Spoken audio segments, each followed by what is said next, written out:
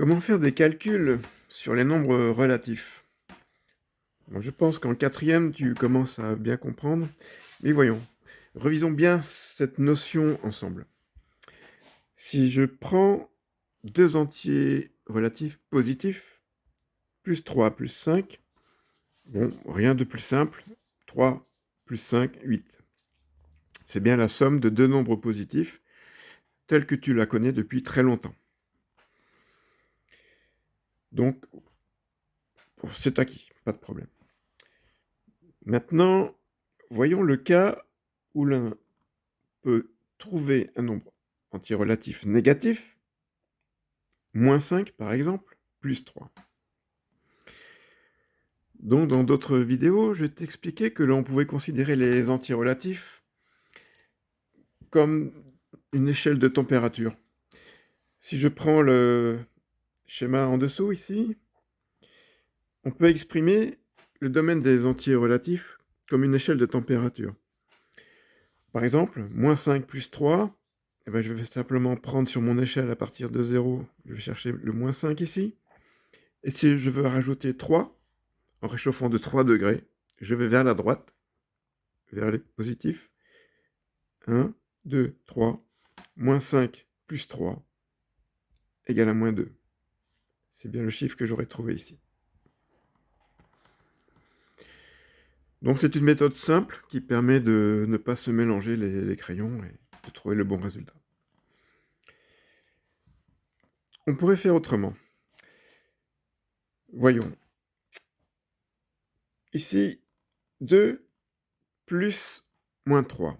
J'additionne bien un entier relatif positif avec un entier relatif négatif.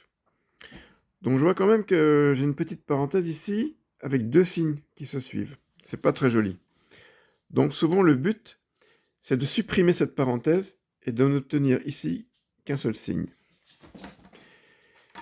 Je rappelle la règle des signes. Nous l'avons déjà vu dans une vidéo précédente. Un plus et un moins, avec une parenthèse, ça revient à multiplier le plus et le moins. D'où l'application de la règle des signes.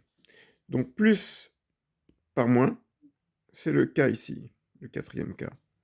Plus multiplié par moins, c'est un moins. Donc cette expression, on pourrait l'écrire 2 moins 3. C'est quand même plus simple.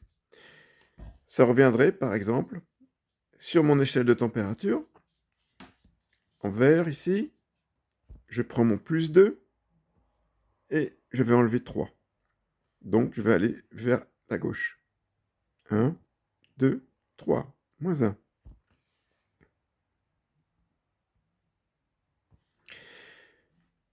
J'ai bien moins 1. Donc il faut absolument faire sauter cette parenthèse ici et n'obtenir que un seul signe. C'est vraiment très important puisqu'on peut se trouver avec des équations très longues avec beaucoup de signes et il faudra passer par cette étape. Un exemple qui va te montrer ceci, c'est le dernier. 2 entiers positifs, relatifs positifs, et un relatif négatif, moins 4, et je vais faire 2 moins 4.